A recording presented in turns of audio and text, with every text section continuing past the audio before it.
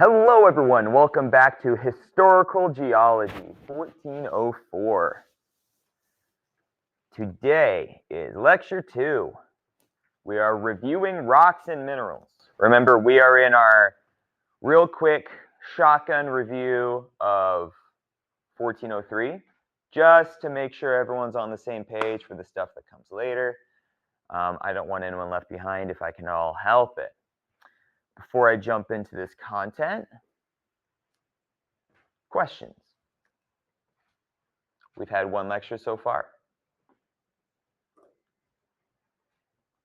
Anything interesting in the world of science that you have heard about?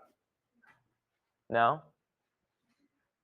Did anyone see that that comet last week? No? Probably couldn't see it very well from here. Yeah? I saw like how the Tesla robots were fake. The what robots? So Tesla made like robots, right? Yeah. They're supposed to be fully sentient AI that like moved about, but it was actually just like some dudes in like a suit like, halfway across the world. I see. So the robots were replicating their movements. Yeah, but it was still pretty cool. Like it would lift like hundreds of pounds still. That is an amazing technological achievement, even that. So he was saying that there are robots that Tesla said were sentient and autonomous. If that had been true, there would have been a much bigger buzz about it. But since it was guys in suits controlling them, I mean, I love that. That's fantastic. There are so many applications for a system where a robot can mimic your exact movements. If you can get that down, you would probably take special training, but if you can get that down, then all of a sudden that opens up a whole new world of construction activities. I mean, heck, you could have a guy controlling robots doing things in space or on the moon. You wouldn't really want to do that with a guy on Earth because I want to say there's maybe 8 seconds of lag between Earth and the moon, something like that. And so anything you did in this system on Earth would be 8 seconds slower, technically, because the robot would do it 8 seconds later, which, I mean, in the right circumstances, it might work, but you wouldn't really be able to react to anything in real time, right? But if you had a guy in a habitat on the moon and he just stays in his nice, cozy, warm habitat, he doesn't have to go outside. He just controls robots outside. That's incredible. That's awesome. One of the biggest problems with getting guys on the moon is the issue of every time they leave, it's this dangerous variable. If you can just get people on the moon and then keep them in an enclosed habitat and they never have to leave, that's great. That takes away so many complications. So I like that. That's pretty cool. Yeah. Sorry, now I'm thinking about applications of that story now. Thank you for bringing it up. Appreciate that. Anything else?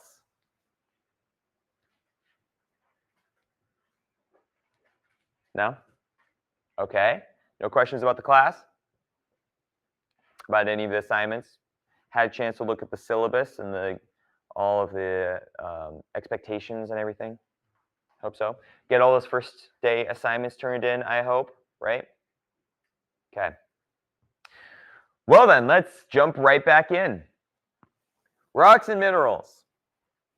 All right. Now, this is that rock cycle that I showed you back in 1403, except you're more familiar with something that looked like this, an actual cycle, like a circular shape.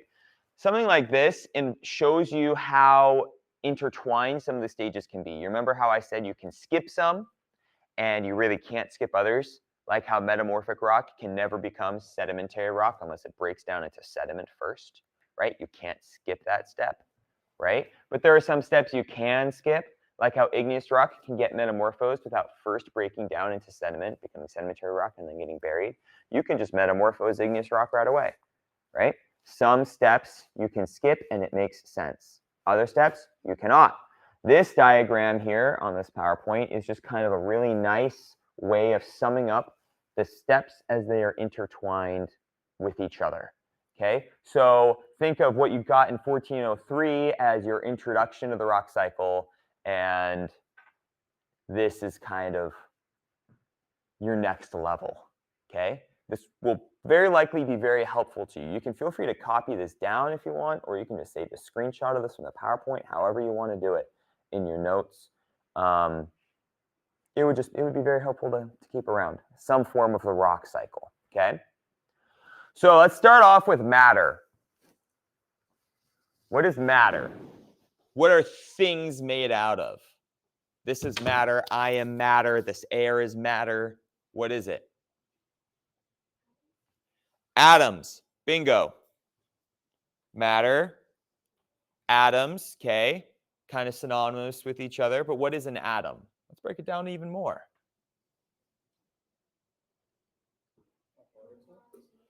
Is it a particle? 3 particles, she says. What are the 3 particles? Protons, electrons, and neutrons. Perfect. Now, they are arranged in something like this, a variation on this theme, where you have a nucleus made out of protons and neutrons. Your protons having that positive charge, your electrons making these orbital shells, right? Those have a negative charge, and your neutrons have no charge. Thank you. Okay. So,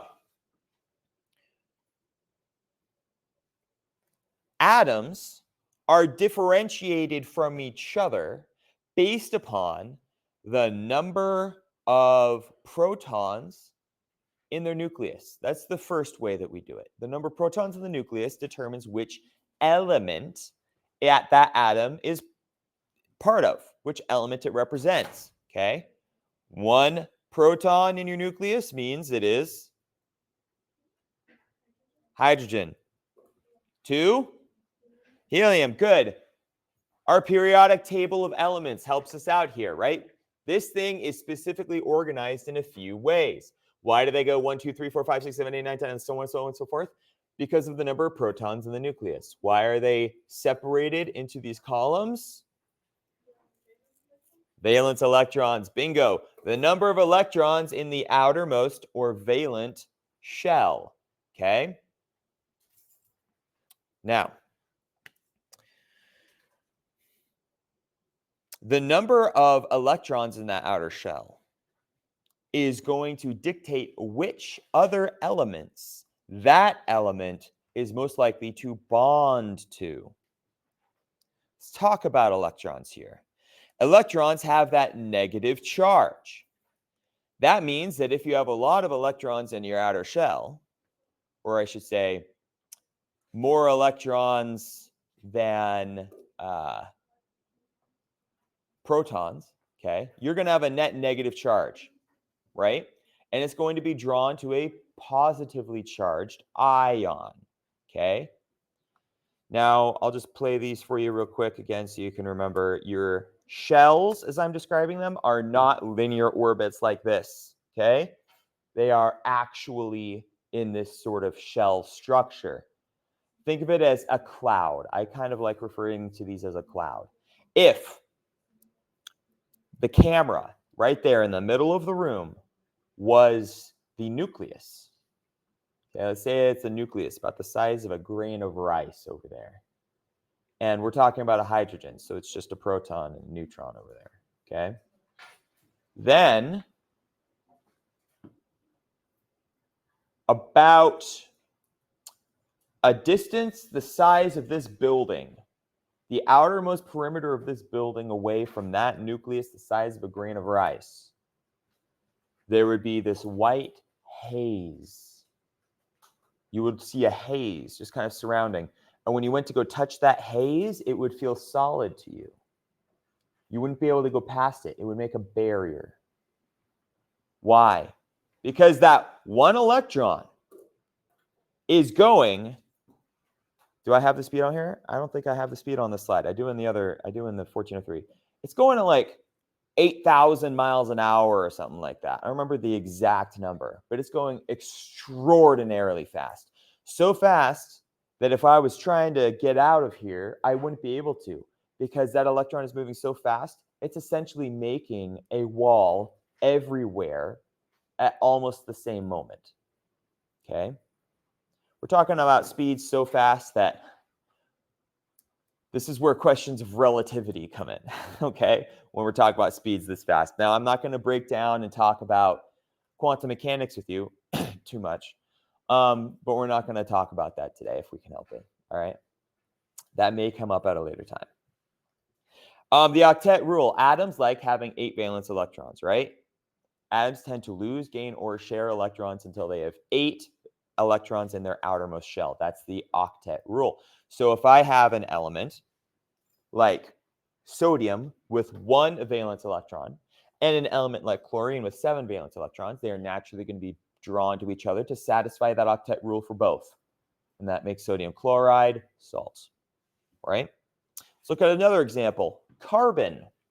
Carbon has 4 valence electrons. Which column is it in? 1, 2, skipping over these metals. 3, 4, right? Right there. It is in column 4, 4 valence electrons. Now, when you get carbons to bond with each other, they really like hanging out with each other because they can make groups of 5. 1, 2, 3, 4, 5. And if each one donates 1 electron to the other, this one in the middle has how many? 2, 4, 6, 8. Happy, satisfied. Octet rule, right? And if you make a whole bunch of carbons do that, you get this tightly bound, interlocking, super strong framework. And do you know what that makes? Diamond. That's why diamond is the hardest naturally occurring substance we know about. Okay? This structure is extremely tightly bound because of how evenly well satisfied the octet rule is in this configuration. Carbon likes hanging out with other carbons. They satisfy each other, yes. So it's basically the perfect example of the octet rule. It's a very clean example of the octet rule, yes. Okay. Now, while you can get ions by changing the number of electrons, let's say we change the number of neutrons. What does that change in our element? The mass, thank you. The mass of an element is mostly made up out of the protons and neutrons because electrons are so small, only about 1/2000th the mass of a proton. The number of electrons doesn't really affect the amount of mass unless we're talking about something that has a lot of electrons in it. But the number of protons and neutrons definitely does affect the mass. Now, if I change the number of protons, I'm going to get what? I said protons. A different element. If I change the number of neutrons, I get an isotope. An isotope is an element that has gained or lost neutrons, and therefore, think of it as kind of a variation on the flavor, okay? Where you've got vanilla ice cream, and then you've got French vanilla ice cream, right? Can you really tell the difference, by the way? Can anyone tell me how one tastes different from the other? I don't even think I can, right? Let's use a different example. How about Moose Tracks? Who likes Moose Tracks ice cream? Love Moose Tracks. You've got cherry Moose Tracks and mint Moose Tracks and chocolate Moose Tracks and vanilla Moose Tracks. All of them are Moose Tracks ice cream. All of them have most of the same ingredients, but there's a few key differences, right? So you get a different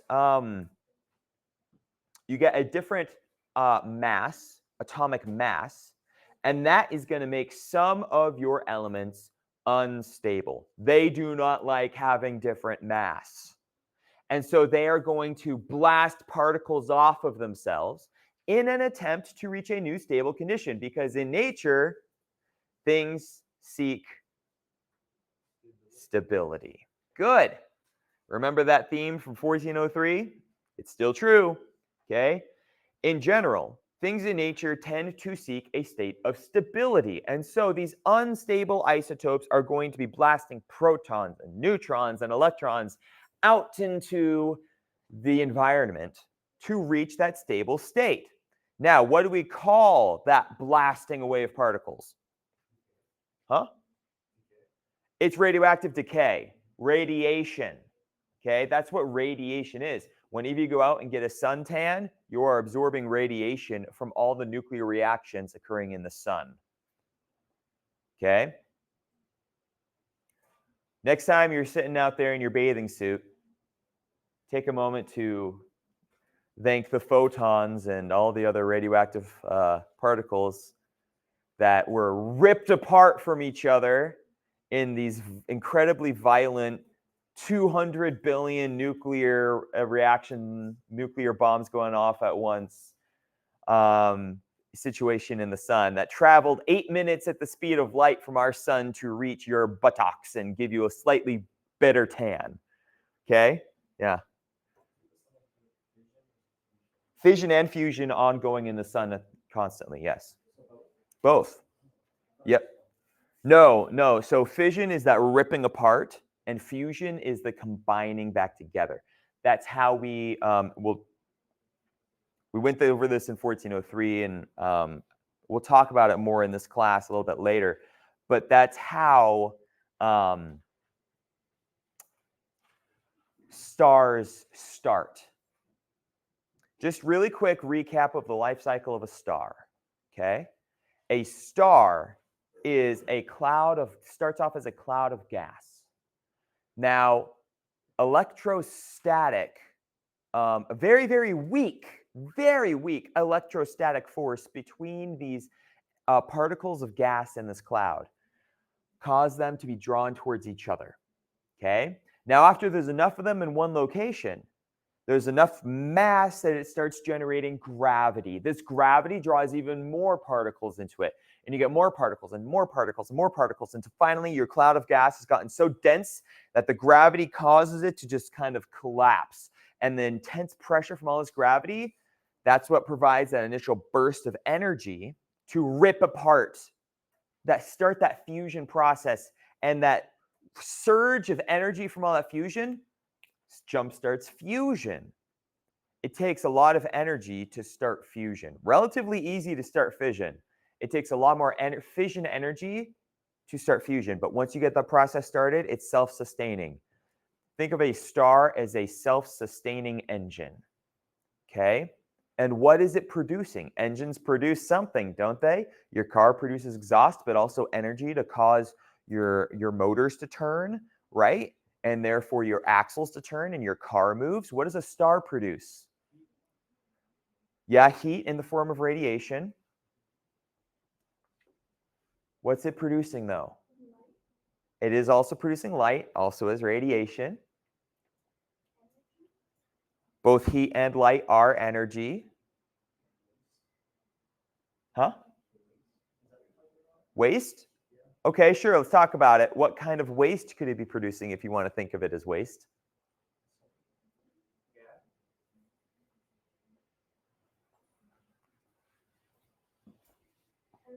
Elements. When our universe began, there was only hydrogen. Maybe some helium, but mostly hydrogen. But then all this hydrogen came together and started these first stars. And they get ripped apart and stitched back together like Frankenstein's monster. And every time they get ripped apart and stitched back together, they get made bigger. There's more protons and more neutrons and more electrons. You rip apart all those hydrogens and you make helium. You rip apart hydrogens and heliums and you make lithium. You rip those apart and you make beryllium. And on we go through the cycle. This is called the R process. This is how all those elements that you see on that periodic table, the naturally occurring ones, those synthesized ones, we take responsibility for those. But the naturally occurring elements on the periodic table are made through the R process, okay, all the way up through iron, okay? Everything after iron, I'm not going to cover. Okay? Don't have the time.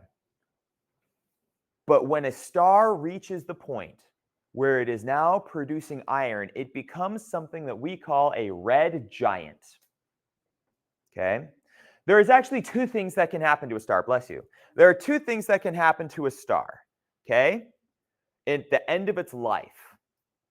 It can, if it's got enough mass, if it's already a very large star. For reference, our star is kind of middle of the road, not too big, not too small. Okay? If it's a very large star with a lot of mass, when it reaches that point where it's producing heavy elements like iron, then it's going to have so much mass that it collapses in on itself. The gravity causes it to collapse in on itself.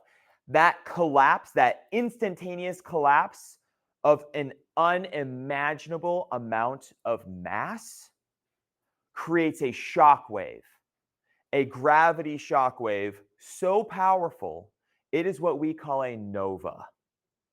And it blasts all of that other non-dense material out into the galaxy. Anything that wasn't that heavy stuff like the iron, usually when a supernova explodes, there's what's left, there's still a super dense core of iron remaining there, okay? Everything else, all the lighter stuff that's remaining gets blasted out into the galaxy, and that makes a supernova, okay? Tends to annihilate anything it comes across, okay, until that energy kind of dissipates into the galaxy. All of those elements that were made in stars got blasted out over and over, nova, nova, nova, nova, until there was enough heavy elements around in the universe to make rocky planets like our own around the next generation of stars.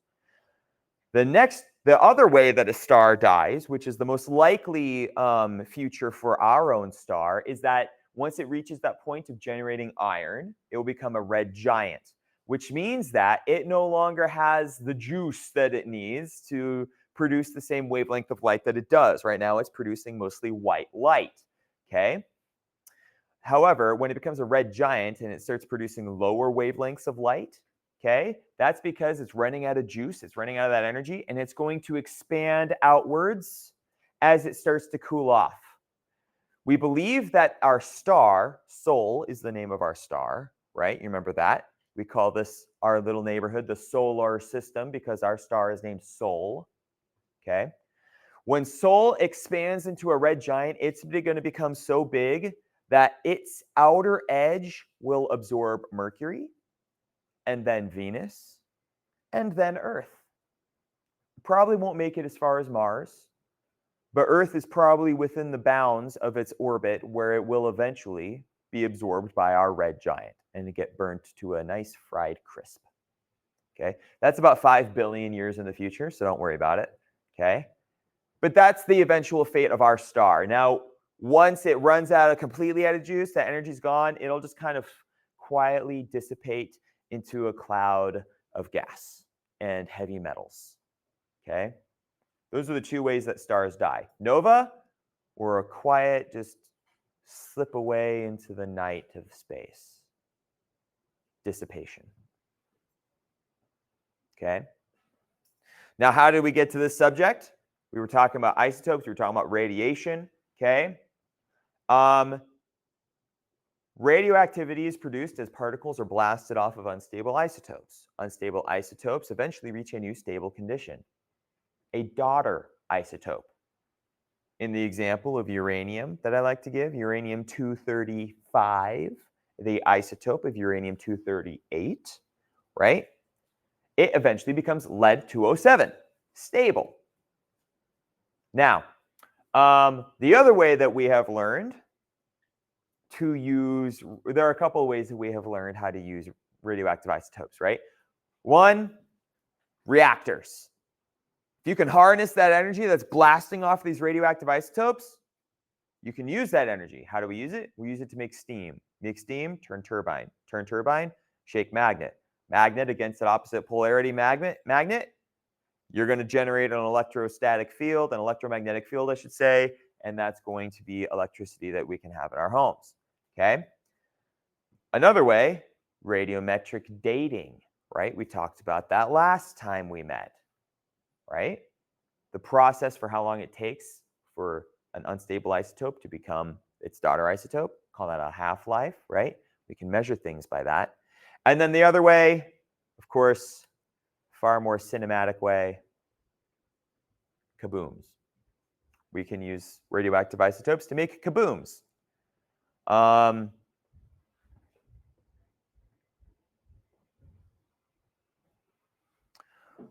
I won't take the time to discuss the ethics of such a thing. That's a fun conversation to have. We won't have it in the classroom. Yeah, we'll leave it at that. Okay, questions about matter, about bonds, about isotopes and ions? Anything we can clear up before we move on? No? Feeling confident? Feeling good? Awesome. By the way, after having taken 1403, I hope you all feel a lot more confident about being here in this class, right? We're like, yeah, I got this one. I know because I made it through the gauntlet of 1403, right? 1403 tends to be the weed out class, so to speak, for 1404 because it's prereq. Yeah. I don't know that I would say this class is easier. This class is different, but you've already made it through my first class. Yeah, you know how this works. You're familiar with the fundamentals. Like I said, I'm only spending a few lectures reviewing the fundamentals. That's why I'm not lingering for too long on any one subject. You know it, and I'm going to assume that you know it. And the fact that you are here, that you passed 1403, you would not be here if you did not pass 1403. Okay? You would not have made it through registration for this class. So the fact that you are here means that you do have that grasp on fundamentals that you need to make it through this one. Okay? I do say that we tend to have a little bit more fun in this one. 1403 is a lot of business. Let's learn how to identify these things. And in this one, because I assume that you remember how to do all that, we have a little more freedom. That's why your discussions tend to be more research-based, right? That's why I go on far more tangents in this class, like having a 10-minute discussion about the star, about the star's life cycle. I'm okay doing something like that, okay? Especially as time goes on, we will have more of those sort of discussions. We'll have some fun conversations in this class. Okay, now, a mineral. Any naturally occurring inorganic solid that possesses an orderly crystalline structure and can be represented by a chemical formula. Yes, Mr. Hart, you said that so many times to us. Well, that's because it's important, right? I won't beat that to death because I did that in 1403. But remember that definition. It is just as important now as it was then. Also remember the distinction between a mineral and a rock. A mineral being that definition, and a rock being anything that is made out of minerals, right? A singular mineral I would not refer to as a rock. I would call it a mineral. If I was talking about feldspar, I would not pick it up and say, look at this rock. I would say, look at this feldspar, right? If I saw granite with feldspar in it, I would not pick it up and say, look at this feldspar, unless I was specifically talking about that one mineral. I would describe that entire substance of feldspar, amphibole, quartz, and mica as granite, a rock. Right? Good. Remember all the properties that we learned about from minerals? We've got things like your optical property, the way that it interacts with light, the shape of your mineral, the density of your mineral, things like the strength, taste, texture, smell, the effervescence, not evanescence. You would not believe how many people write evanescence as an answer on an assignment when they mean effervescence. That's evanescence. This is effervescence. Okay? Bear that in mind. Okay. Optical properties, luster, how light interacts with the outermost surface of your mineral. Okay? Is it metallic? Is it earthy, oily, so on and so forth, glassy? The light transmission, How light goes through it? Is it opaque? No light goes through it. Translucent, you see a light but no image, or transparent. There's light and an image, like with glass. Streak. When you scratch it on black or white porcelain, what color is left behind? What does that tell you? That is a molecule-thin layer of that mineral, okay, against a white or black surface. So you can get an idea of maybe the true color of this, this mineral. And then other things like, or the crystal shape, right? You've got all these different shapes. Tenacity, how does it break or how does it mold its shape under pressure? Hardness, we scratch it on glass and other materials. Mineral cleavage, y'all had fun with mineral cleavage, didn't you? Good memories, isn't it? Yeah, that's usually the hardest subject for people to grasp. But a cleavage is the way that a mineral breaks based upon its internal atomic structure, right? How strong the bonds are that are holding it together. The fracture, if your mineral doesn't have cleavage, it will have fracture because everything's going to break. The only question is, does it break in a preferred direction, which would be cleavage, or does it break in a random direction? And there are different kinds of fractures to describe that. Density. Measure of mass per unit volume, right? How much stuff do I have in this space? That's density. By the way, kudos to you if you get this reference, right? You get it, right? You've seen this movie? I feel like this is a movie you would see. Back to the Future. Yeah, okay, good. Yeah. Back to the Future? Yeah? No? Okay. Well, Angel, you can't be properly Americanized unless you've seen Back to the Future. I'll watch it later. All right, right now, you're going to leave my class and go watch it? Well, I don't know about that. Let's not do that. Okay. Then your other properties, there's taste and smell, magnetism, effervescence, unique things that we didn't really test all minerals for, but some minerals did manifest, and they were kind of assisting us in finding them. And then there are tons and tons of different types of minerals, right? Lots of different minerals, and we classify more, we being, that's the royal we, right? We being geologists in general, find and classify more all the time, okay?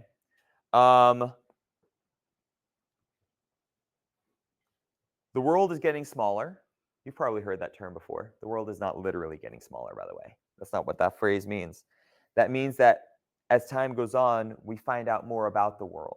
It's less mysterious, less unknown. And so as that happens, we say the world gets smaller because we understand more about it.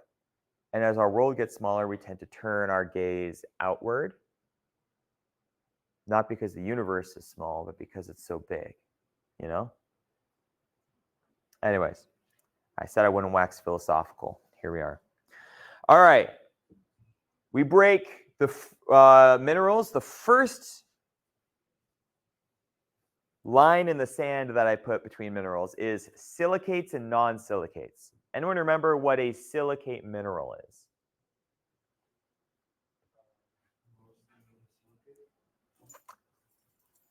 Saying that a silicate mineral is mostly made out of silicate is like me saying a salt tastes like salt because it's made of salt, right? Yeah, it's a loop. Okay, what is a silicate itself?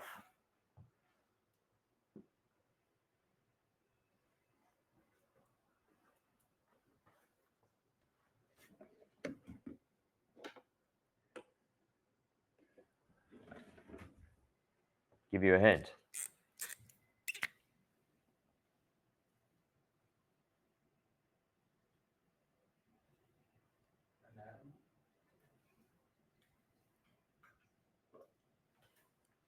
It's not an atom. Huh? Okay. There is a bond involved here for sure. Oxygen and silica is doing what? Silicon tetrahedron. That's what this is. Good. Silicate minerals are those which are based around silicon tetrahedrons. In the middle, we got our silica, right? And around it, 4 oxygens, SiO4. Okay, that is the silicon tetrahedron. All silicate minerals are based around that structure. Non-silicates? Exactly, they're not. That's your first, the 2 classes of minerals, silicates, non-silicates. That's the first classification. Okay.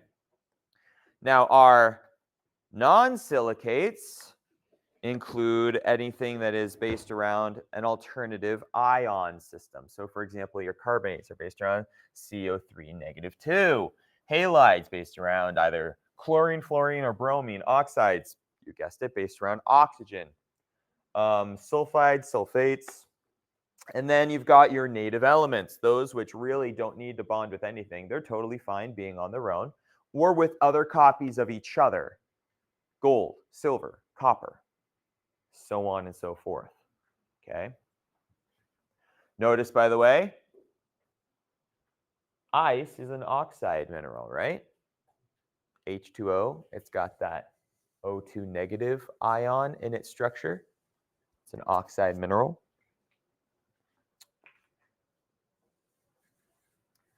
Okay. The 3 types of rocks that our minerals can make: igneous, metamorphic, and sedimentary. What about them? Oh, yeah, sure. Thought you were telling me something. Like, he's going in your ear. Wouldn't that be a trick? Okay. Starting with igneous rocks. Remember, igneous rocks are those which are made as the result of crystallizing magma or lava. Bless you. Remind me of the difference between magma and lava. One's intrusive and the other's extrusive. Explain those words to me now. Exactly. Magma is under the Earth's crust. Lava is on the outside of the Earth's crust. Okay? Both may be chemically similar. I can have a magma chamber 5 kilometers underground, and then lava coming out of that magma chamber under the surface. They both may be the exact same chemical composition, but I'm going to refer one as lava and one as magma for clarification purposes. Okay. Now, you use those words intrusive and extrusive to describe them. Now, what do those words mean? You already said what it means in terms of differentiating magma and lava. What would, if I said an intrusive igneous rock, what would that mean to you?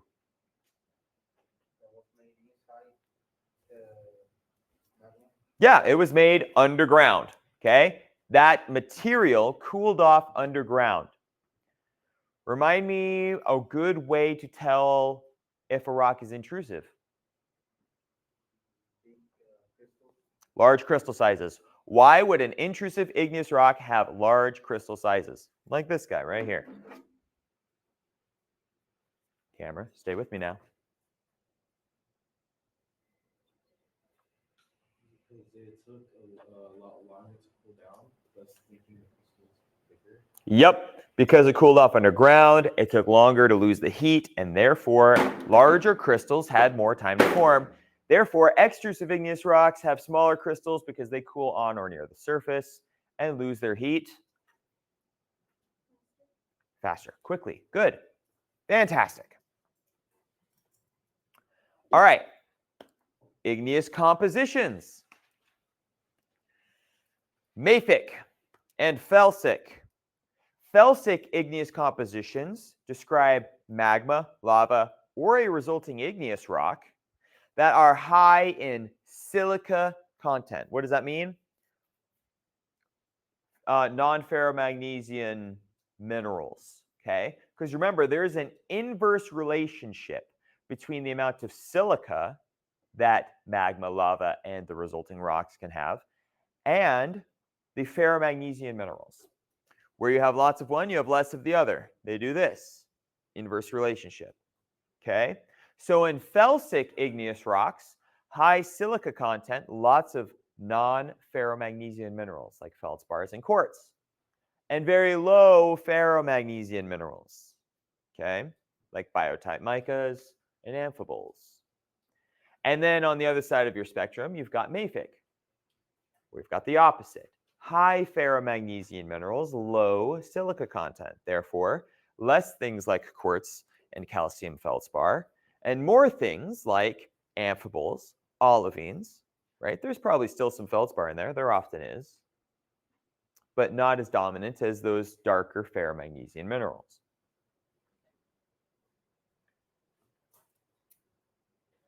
Between the two, you have your intermediate compositions, something like a diorite, for example, this guy right here, where it's approximately equal proportions of light and dark silicates.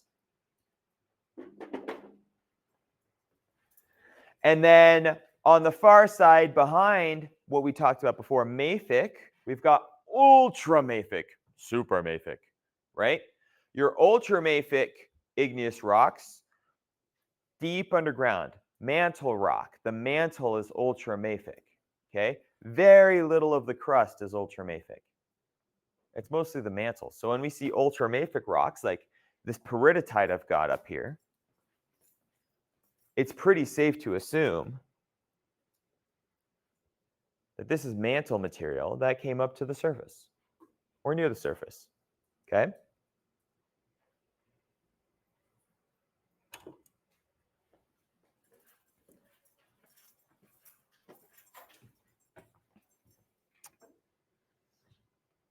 Okay. Questions about igneous rocks? All right, let's move on to sedimentary. Sedimentary rocks are classified as either clastic or non-clastic. Non-clastic can include chemical and organic sedimentary rocks. Okay, let's talk about clastic rocks first. By the way, you saw a new word there, detrital. In some of the literature I provided for you on Blackboard, you will see that word detrital. Think of it as the same thing as clastic. They're referring to the same classification of rocks. Okay, detrital, clastic, think of them as synonymous for the purposes of this class. So we differentiate clastic sedimentary rocks from each other based upon the characteristics of the grains they're made out of. Remember, classic sedimentary rocks are made out of the broken bits and pieces of previously weathered material, right? So, particle size. How big are the grains in my clastic rock? Why would that even matter? Well, it can tell me something about its environment, for one thing. I can do a pretty good environmental reconstruction by analyzing a classic sedimentary rock. The size of the particle tells me something about the energy that was used to bring it there. Large particle sizes, lots of energy. Small particle sizes, not much. That's why we find things like shale, which are made out of clays and silts, those microscopic particles, in deep water with very little energy. And why we find things like conglomerates made out of gravel-sized pieces in places like mountain streams, where it's so steep that there's enough energy to move and tumble those larger pieces. Next characteristic is sorting. How many of these grains are about the same size? Do I have gravel-sized to sand-sized, or are they all sand-sized? And how mixed up are they? Okay. Do I have small grains on the bottom and large ones on top, or large grains on the bottom and small ones on top in my sample? This is sorting. This tells me about how quickly the energy that moved it was lost. If my rock has large grains on the bottom and small grains on top, I probably lost energy slowly. If I went from, I'm going to make up a unit here just for fun. If I went from 1,000 lydias of energy, okay, and I was carrying gravel and sand and clay using 1,000 Lydias of energy. And then I dropped to 800 Lydias of energy, which was not enough to carry the gravel. What would the gravel do?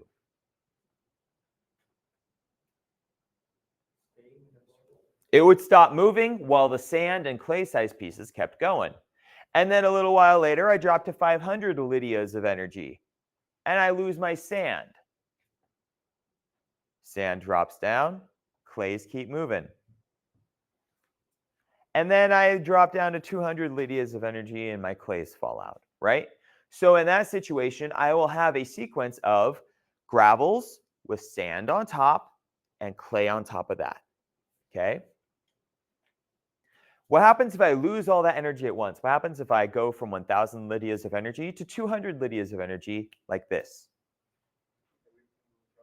Everything drops out all at once, and that gives me that poorly sorted intermixed grain sizes, okay? So you can see I'm telling a lot about the environment that this sediment was in before it became rock. Finally, there is shape. The shape not of the rock, but of the grains in that rock. Bless you. The grains in that rock.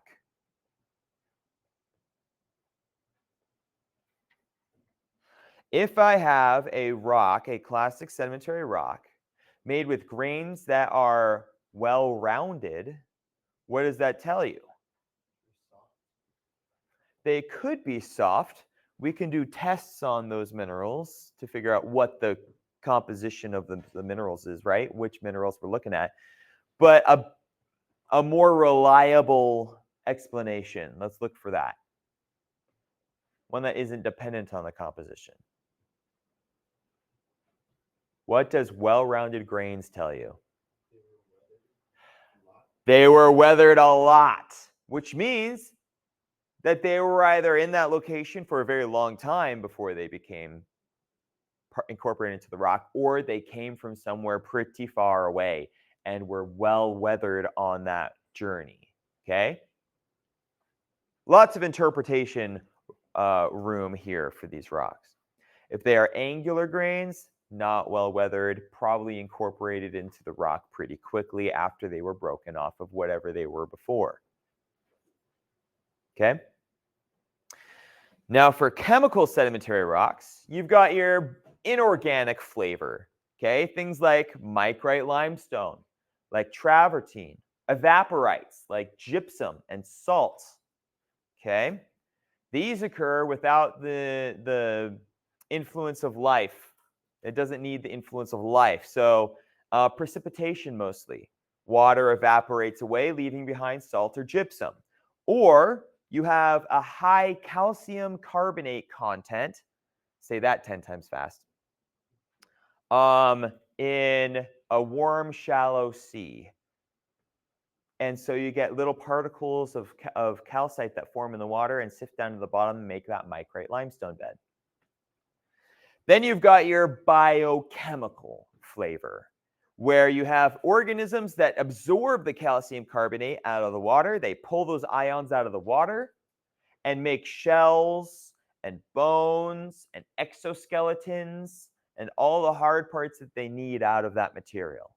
And then those organisms die. Their shells and body parts fall to the bottom of the ocean, get fused and compressed together, and that makes your fossil limestones. Okay. And then we've got organic, like coal. Coal is made when plant matter falls into an environment that has become anoxic. Okay, there are a couple of ways that can happen. Most often, it happens in water that is not renewed. Okay, so if I have a lot of standing water and there's decaying vegetation in that water, the bacteria that are devouring that decaying vegetation are going to slowly pull the oxygen out of the water around them, making the water anoxic. And as that happens, decay slows down. And so more vegetation falls into this water and it piles up and piles up and piles up, and there's very little to no decay, meaning that I'm going to have thick layers of rich organic material that just gets buried deeper and deeper and deeper. And the deeper it gets buried, the more it goes through this process to make coal. First, you get your peat, then you get your lignite. Then as it gets buried deeper and warmed, heated up, you get your bituminous coal. And then, of course, once it reaches the point of metamorphism, that coal turns into anthracite. Now, using what we know about both minerals and environmental processes and igneous rocks and sedimentary rocks, we can make very good, well-informed conclusions about the history of our planet. Layers of rock, environments that existed at the time that those layers of rock were being deposited in the case of sedimentary rocks, okay? What the chemistry of the part of the earth at that point in time was when that igneous rock was forming, okay? Lots of interpretation we can make out of this. This is very useful because this allows us to understand a little bit more about the environments that exist on our earth right now. And gives us some important information for what to expect in the future, right?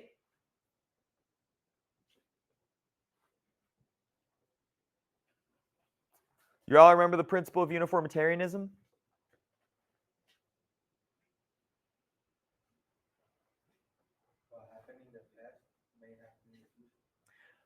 Physical, chemical, and biological properties that occur today also occurred in the geologic past. And what was that little edit I put at the end? And will occur in the geologic future.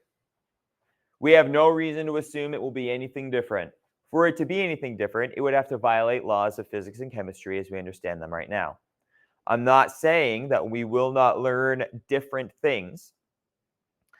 Heck, in the same way that my predecessor taught incorrect science as we understand science now, whoever succeeds me in this position will very likely teach their classes things that I took for granted because we thought they were true. And then at that future time, they will know different. That is a fundamental part of science, being willing to accept that it changes, not because truth changes, but because the ways that we learn to study it do. And therefore, we understand it better as time goes on, hopefully better. Hopefully, we don't move backward. Okay, any questions about sedimentary rocks?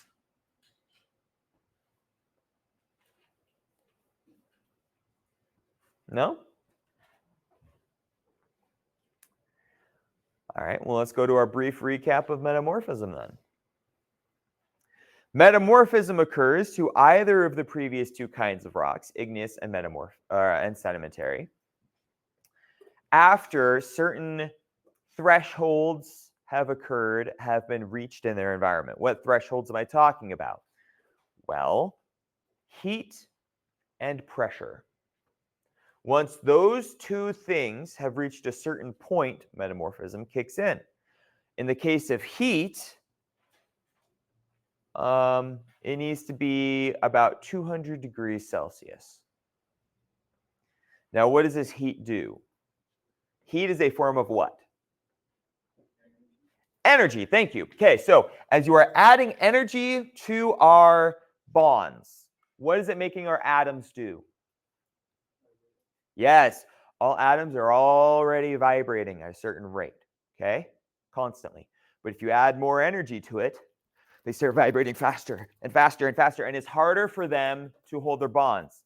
If I asked all of you to hold hands right now, and then shake, and shake harder, and shake harder, and shake harder, eventually there would be a point where you can no longer hold each other's hands because you rip your hands away from each other, right?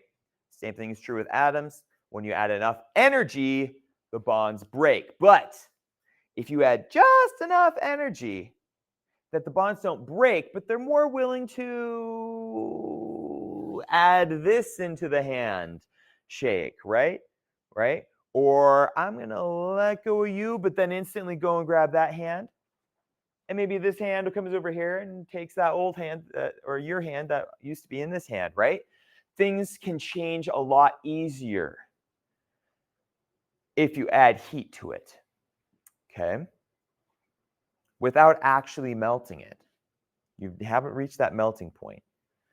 And so heat is going to be doing that. So you'll have bonds that form and move and shift and break and change. And that's going to make new minerals. That's going to make bigger minerals. It's going to make new orientations of minerals. Okay? That's the role that heat plays in metamorphism. Where does the heat come from? Well, burial for one thing, right? Remember, if things get buried deep enough, they are going to heat up enough to get metamorphosed. Also, subduction of plates. There's a lot of frictional heat there, right? Also, magma rising to the surface, bringing the heat with it, can create a zone of metamorphism around that magma chamber. Many ways that this can occur. All it takes is the right heat. But what about that pressure? There are two types of pressure we learned about: confining pressure and differential stress. Confining pressure is equal pressure from all directions. You're feeling it right now. Atmospheric pressure is confining pressure. Okay. What about differential stress? That's when you have unequal pressure in a couple of different directions. So if I was to kick this chair, why did it move in that direction? More energy coming from this direction. Yes, I provided a force pushing it that way. No longer was there equal stress on it from all directions. I provided a source of energy greater in one direction than it was in all the rest. Think of that as a form of differential stress, if you will. Okay? So as differential stress is being applied on rock, it's going to affect that rock in different ways. Do you remember any of the ways that it caused changes in the rock? Folding. What was flat has become not flat, right? Okay, it's gotten bent, it's gotten folded up or down, oftentimes both, where you get this sort of sine wave sort of structure in your rocks. This folding is the result of differential stress on layers of rock. What else? That's what happens to the body of rock. What happens to the individual minerals in the rock?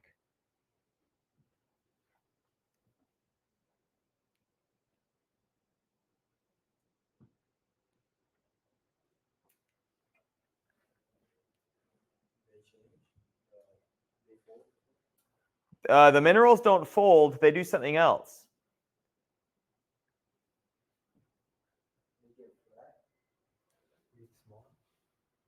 They don't get smaller. Oftentimes, your minerals actually do recrystallize bigger in metamorphic environments. They stretch, they flatten, but how? Huh? They don't really bend. Perpendicular to what? Perpendicular to stress, and we call that what? What's it called when minerals deform, flatten, stretch, whatever, perpendicular to the stress? What do we call it? Foliation. Bingo. Okay, so layers of rock will fold. Individual minerals under the influence of differential stress will become foliated. They will move orientation. They will squish. They will recrystallize. Okay, so if I have a mineral, it's right here, and it could recrystallize given enough time into that orientation. What is that orientation? Perpendicular to the stress applied. Okay, in the same way that if I had a ball of Play-Doh and I squished it like this, it would deform up and down. My stress is being applied left to right. It would deform up and down, perpendicular to that stress. Okay.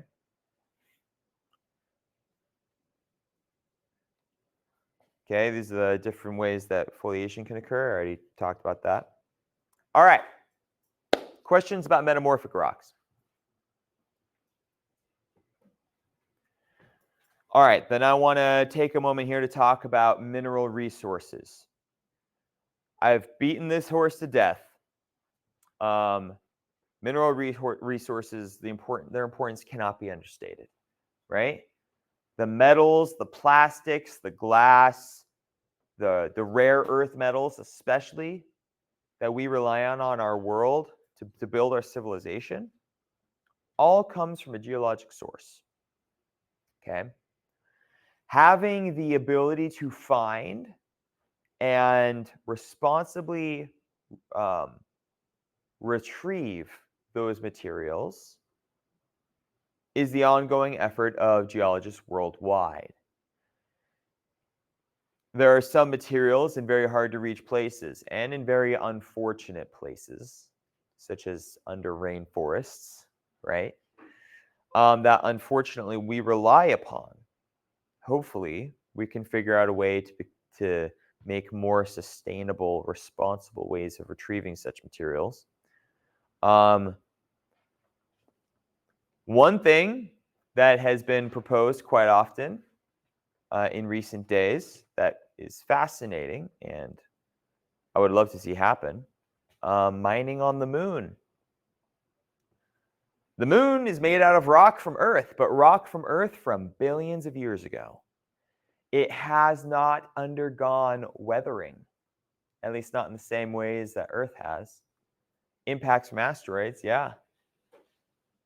I mean, heck, as far as we're aware, those asteroids have only added value to the metals on the moon, right?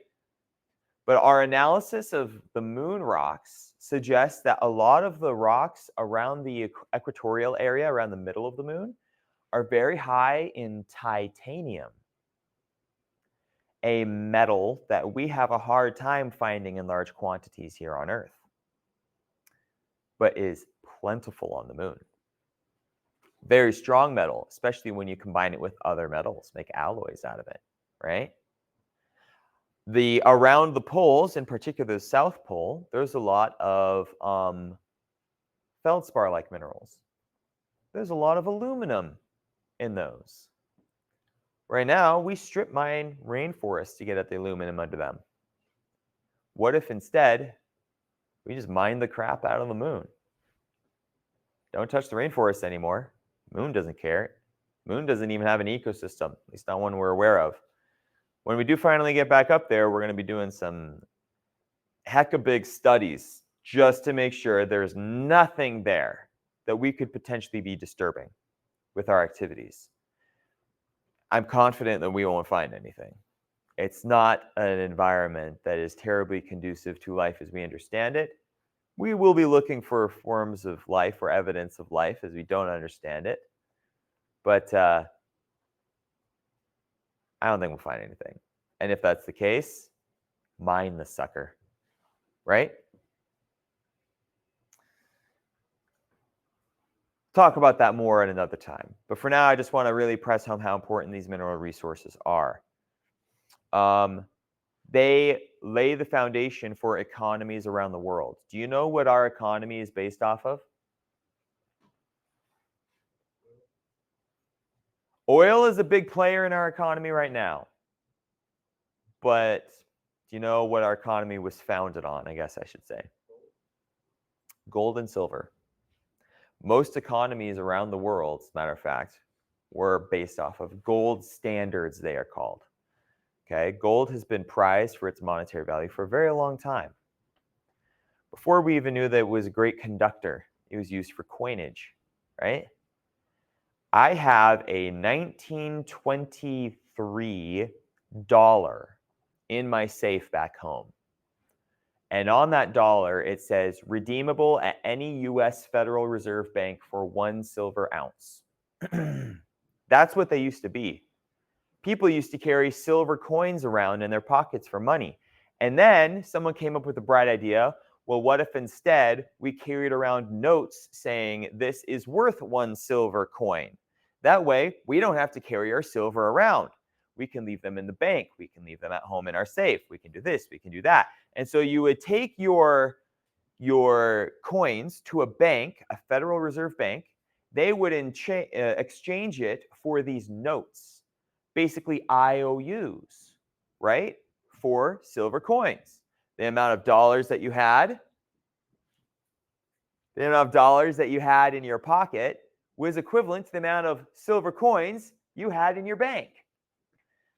Since the late 1920s, our dollars haven't said that anymore because the amount of dollars that we printed became greater than the amount of silver coins in any bank, in all the banks combined. Okay? So we left a precious metal standard and our dollar simply became paper. There is nothing backing a dollar other than the good word of the United States of America that it's worth something. What? No, nothing. There's nothing tangible other than the paper and cotton it's made out of. It's worth our credit. That's it. It's a far more delicate balance for an economy to be based off of credit than it is to be based off of something with tangible value, which is why our economy has been struggling several times since then, right? The US dollar is only worth about, I want to say, 77, 78 cents at the moment. We treat it as if it's worth $1, but when you go to exchange it at other economies, unless their economy is worse than ours, we get less value. If I took $1 US to Canada, I would get less than a Canadian dollar back for it.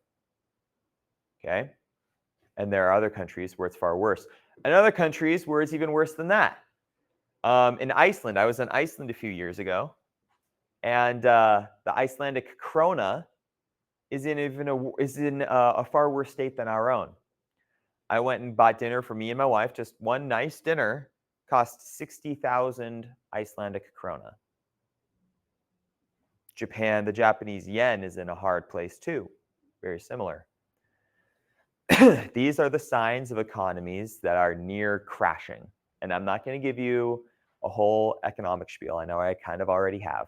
I'm not going to go much deeper on this, except to say there will come a time, and other economies are actually already trying to do this right now because they see where this is going, where people will need, again, an economy based on something of tangible value. And always it comes back to metals. Will it be gold? I don't know.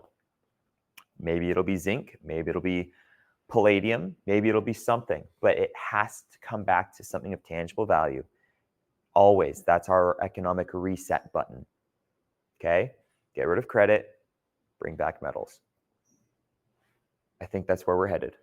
So more than ever, it is important for there to be people who know how to find these things that can stabilize economies and keep our civilization from collapsing. Okay? All right, that's my last note. Any questions? Okay, well, I am going to assign lab 1. So let me quickly show it to you so you know what to look at here. You know what to do. All right.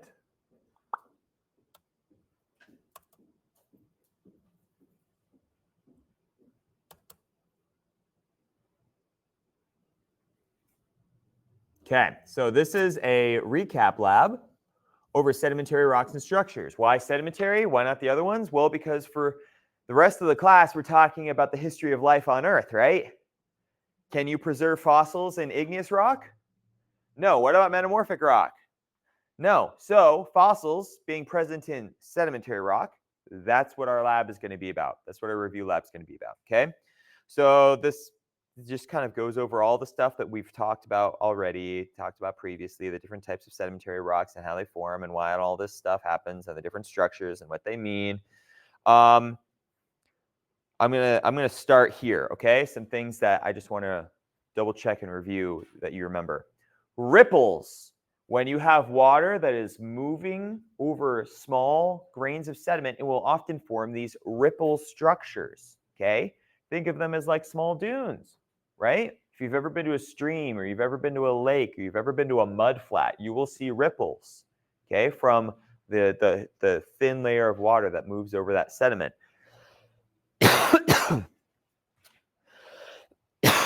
Should have brought some water with me. There are two kinds of ripples you need to remember. Symmetrical ripples, where the slopes on both sides of our ripple are approximately equal, and asymmetrical ripples, where you have one long, gentle slope and then a steep face on the other side, very much like a dune. Matter of fact, exactly like a dune.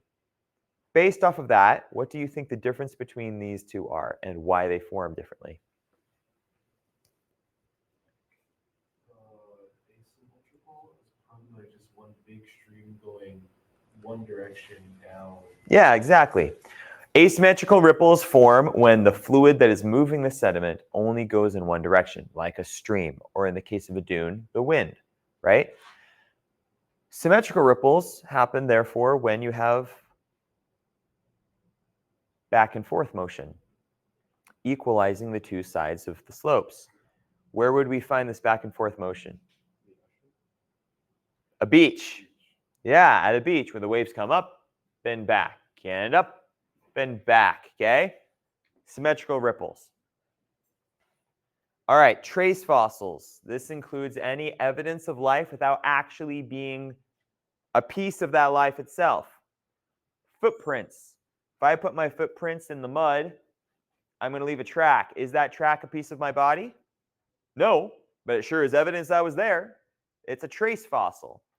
If I took a shovel and I dug a hole in the ground and then built it up into a nice, comfortable house and made myself a hobbit, and then I died and that house got buried and someone found it 500 years later, is that a fossil of me? No. It's a burrow I made and a home that I made. Evidence that I was once alive and there, but not a piece of me, right? And then there's the obvious fossils, things like bones and trees and plants and shells and all of that, right? Those are all fossils. These are stromatolites, which, believe me, we will cover a lot more in this class.